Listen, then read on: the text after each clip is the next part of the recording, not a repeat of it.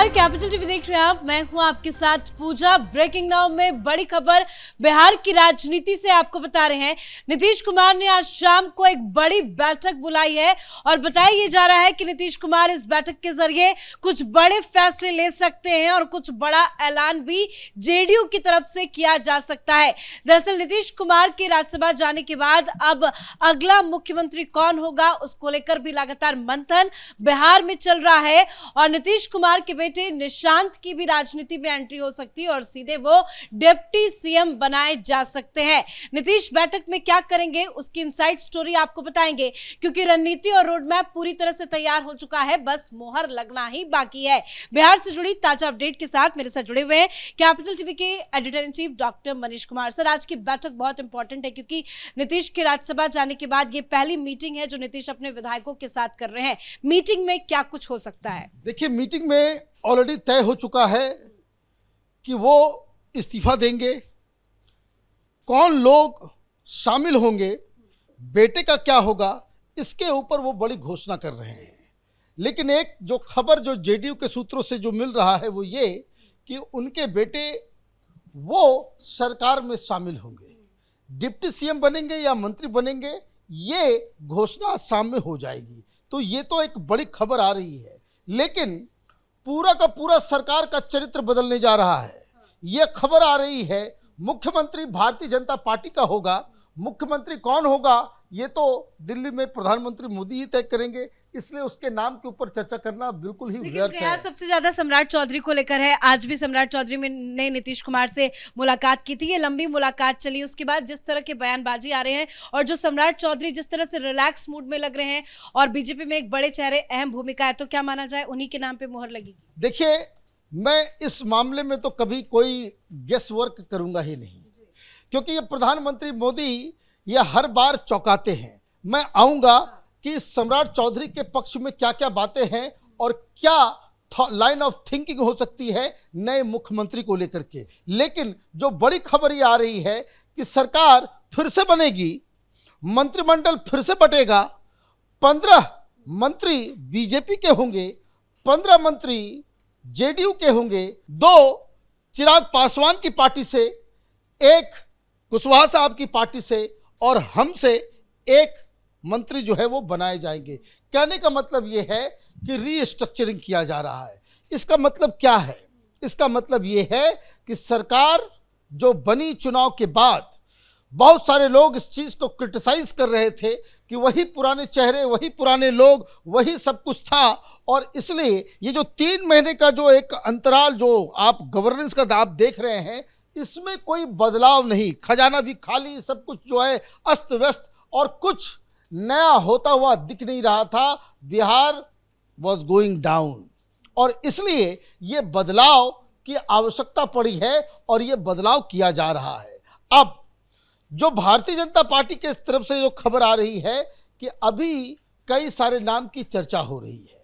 2 factor है Bharatiya Janata party के सामने जिसको समझना जरूरी है। आफ्टर ऑल कोई एनजीओ है नहीं, कोई सब पॉलिटिकल पार्टी है, सब सत्ता के लिए, और आगे वहाँ पे पार्टी का ग्राउंड बना रहे, विपक्ष को कोई मौका ना मिले, इसके लिए वो तैयारी हो रही है। पहली चीज़ जो जेडीयू के अंदर एक जो बड़ा बवाल अभी देखने को मिल रहा है कि कई सारे लोग सड़क पे आ रहे हैं, प्रोटेस्ट कर रहे हैं। अभी तो भूख हड़ताल जारी है। बताया जा रहा है कि ऑफिस के बाहर बहुत सारे कार्यकर्ता इकट्ठा हुए हैं। लोग कह रहे हैं कि भाई विभीषण लोगों ने, वो 2 लोगों का नाम आ रहा है, संजय झा का, ललन सिंह का, और कई सारी चीजें जो है वो बातचीत चल रही है। खैर, ये जेडीयू का इंटरनल मसला है। मुख्यमंत्री कौन होगा ये भारतीय जनता पार्टी के सामने 3 जो है लाइन ऑफ थिंकिंग है।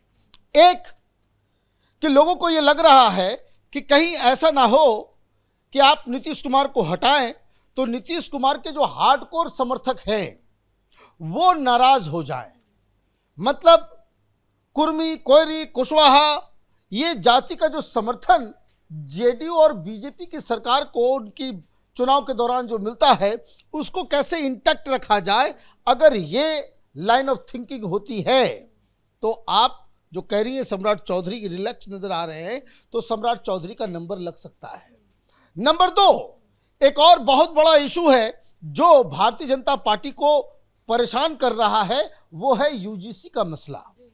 इससे ये खबर ये आ रही है और हर जगह ये बात सही भी है कि अपर कास्ट जो है वो भारतीय जनता पार्टी के हार्डकोर वोटर्स तो हैं लेकिन नाराज चल रहे हैं। तो क्या उसको साधने के लिए किसी अपर कास्ट के लीडर को वहां बनाया जाए?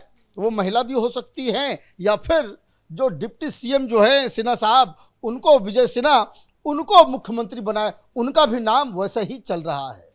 और अगर ये दोनों लाइन ऑफ थिंकिंग नहीं है कि बीजेपी को अगर ये लगता है कि नहीं कुर्मी कुशवाहा कंट्रोल में है, ये जेडीयू के में जो बवाल मच रहा है उसका कोई ज़्यादा इम्पैक्ट नहीं है, इसको मैनेज किया जा सकता है, तो सम्राट चौधरी का भी नाम खत्म।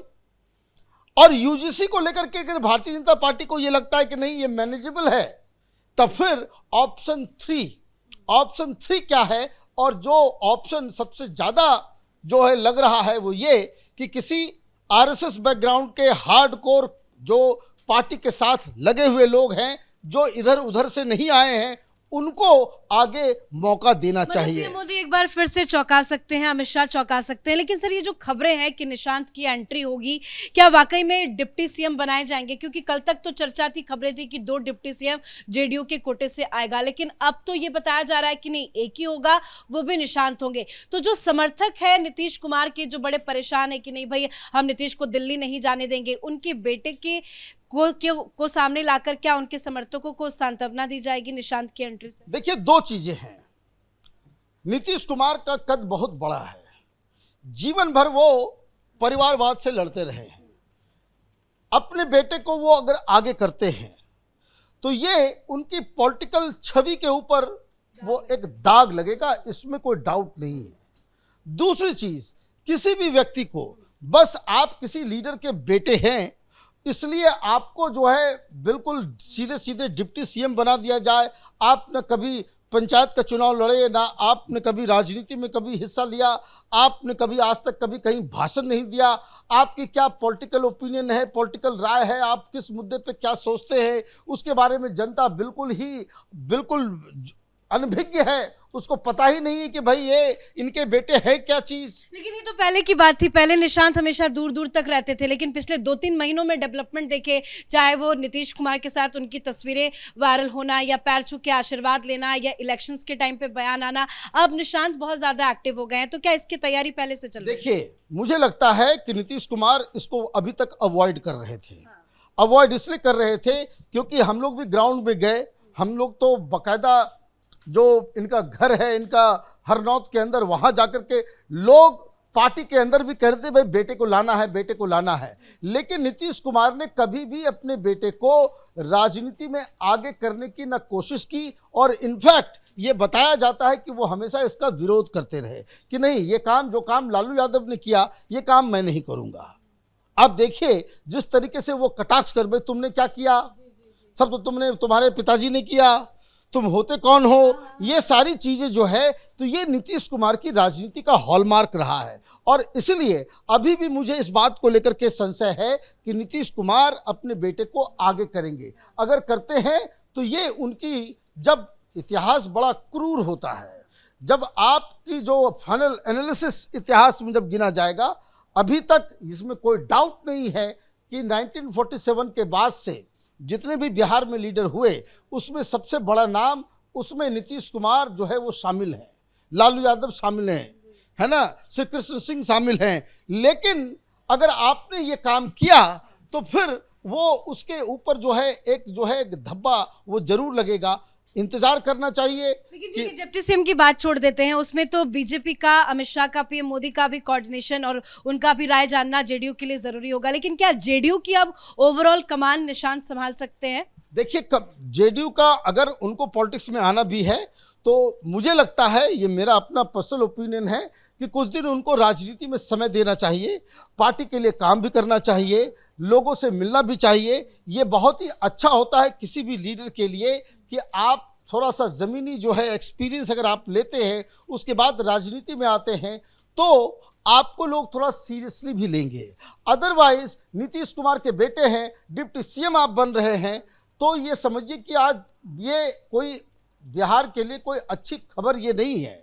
जेडीयू के समर्थकों के लिए हो सकता है इमोशनल मसला है कि भाई नीतीश कुमार जा रहे हैं उनके बेटे को, लेकिन ओवरऑल राज्य के लिए ये उचित नहीं होगा। धन्यवाद सर जानकारी के लिए। तो नई सरकार की रूपरेखा क्या होगी, कौन कौन मंत्री बनेगा, कौन मुख्यमंत्री बनेगा और कौन डिप्टी सीएम बनेगा, ये कुछ ही दिनों में क्लियर हो जाएगा। लेकिन हाँ, इसको लेकर हलचल तेज है, बैठकों का दौर भी शुरू हो चुका है और आज नीतीश कुमार की तरफ से बड़ी इंपॉर्टेंट मीटिंग बुलाई गई है। अब देखना ये होगा कि मीटिंग के बाद नीतीश कुमार क्या कुछ बड़ा फैसला लेते हैं। इस बड़ी खबर में इतना ही। देखते रहिए कैपिटल टीवी। नमस्कार।